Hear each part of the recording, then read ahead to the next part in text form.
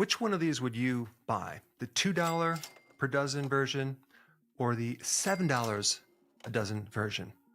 Well, I have an excellent presentation for you because I am an expert at this topic.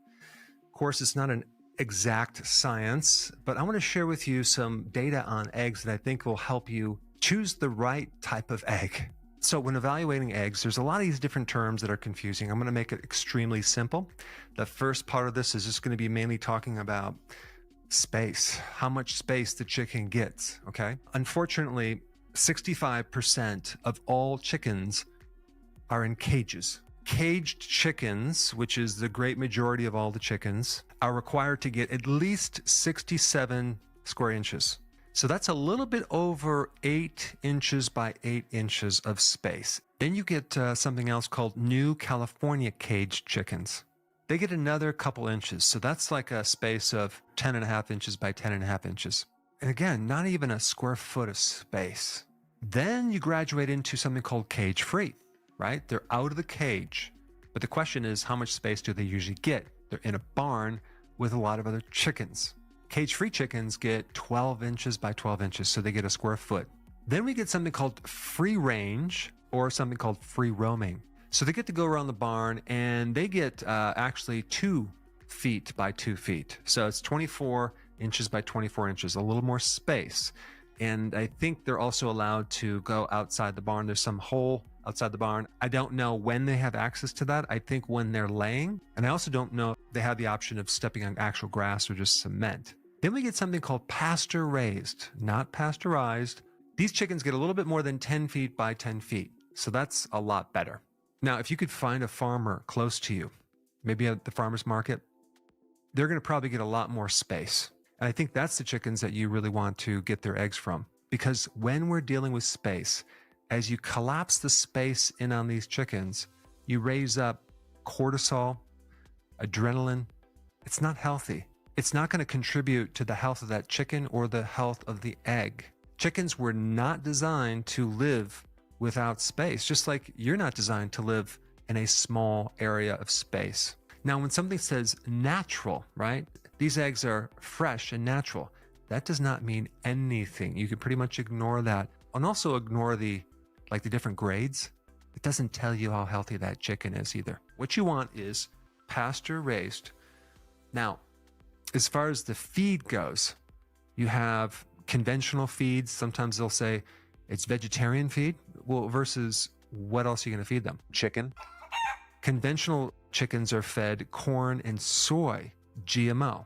That means they're sprayed with chemicals. And that also means that they're getting a tremendous amount of omega-6 fatty acids. An average egg is not low in this omega-6 fatty acid. Now you have this ratio. You have the ratios of omega-3 fats to omega-6 fatty acids. And sometimes companies will spike the omega-3 by adding fish feed or fish meal and things like that. And that's fine. But at the same time, they don't lower the omega-6 fatty acids. Now, why is it so important to not consume so much omega-6 fatty acid? Because at least between 25% and 30% of our overall calories in the US is omega-6 seed oils. So adding more omega-6 is not a good thing. These foods high in omega-6 fatty acids really mess with your mitochondria, your energy factory. They leach into the nervous system. They affect the heart. They create inflammation. Now, I personally raise chickens for their eggs, and we get a lot of eggs from those chickens. I mean, we probably get maybe 9 eggs a day. We can't even eat that much. In nature, these chickens are meant to consume worms, bugs, things like that. And if you're raising chickens, it's very difficult to have enough worms or bugs for them. So what I was using is an organic grain mix for quite some time until I had my eggs tested. And I was kind of shocked to find out that the eggs were pretty high in omega-6 fatty acids. So what did I do? I found a type of feed that's still organic, but it's no soy, no corn. Organic peas, organic barley, oats, wheat, fish meal, calcium, vitamins, minerals. And then I also enhance it with some freeze-dried insects, as well as allowing the chickens to roam around and get some space. And so now the omega-6 fats are much, much lower. Now, of course, you might not have the space where you can actually have chickens. You might not be close to a farmer's market. So what you want to do, you want to find a store that sells pasture-raised organic eggs. And I'll tell you, it's a little bit more money. It's a few more dollars per dozen, but it's really worth it because you're going to invest in your health. You're also going to support the farmer who really cares about your food. So yes, you can find really cheap eggs, but my whole thought is you're actually investing. It's kind of like an insurance in your own health. So many people, when they actually live on junk food because they're trying to save money, they end up paying a lot more in health cost and the cost of lack of energy, the cost of not having the quality of well-being. And there's also a company called Angel Acres. I've never spoken with them, but what they do is they raise chickens in a super healthy way without doing the soy and the corn. And they've tested their eggs and they're much lower with their omega-6 fatty acids. And yes, they're more expensive, but it's really worth it because you're getting a much higher quality product. Now, there's a lot more really interesting information about eggs that I want to share with you in this video. Check it out.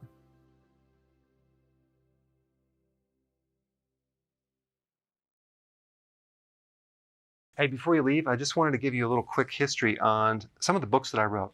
This was one of the first books. It's called Dr. Berg Body Shapes. It was my attempt at writing about body types. What was very interesting about this book is I actually did all the images myself. Don't ask me why. They look actually not quite as professional as some of the images that I have in the new book. But anyway, this is my first attempt right here called Dr. Berg's Body Shape Diets. And then I wrote a book more extensive called The 7 Principles of Fat Burning. I don't even have a copy anymore, actually, because it's outdated. The next book, I put about 1,000 hours into this one right here called The New Body Type Guide. Major updates on the body types. I put a lot of energy into this. It has professional images, graphics, all sorts of things.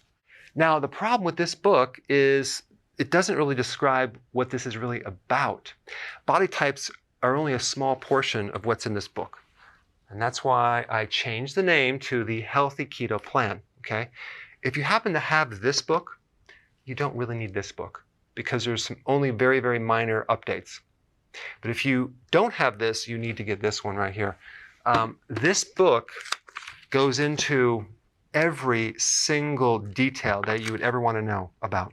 It goes into the 7 principles of fat burning. It goes into hormones, the body types, the basic keto plan. It goes into intermittent fasting.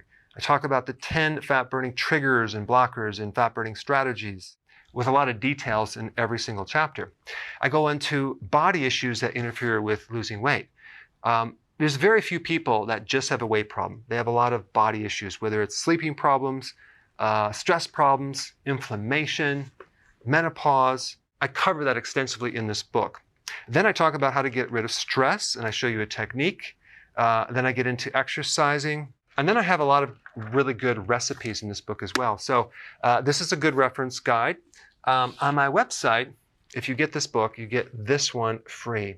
It's called Healthy Keto and Intermittent Fasting. This is the shortcut, quick guide to this book. And the reason I created this book is to have you, within 45 minutes, learn how to do keto, okay, in intermittent fasting, exactly what you need to do. Then you can fill in the blanks with this book right here. So right now I'm doing a special. If you get this book, you get this one totally free, or you can go to Amazon and get these individually. So I just want to clarify the difference between this book and this updated one right here. If you don't have this, you need to get this right here. That way you can get the exact correct information to do it healthily.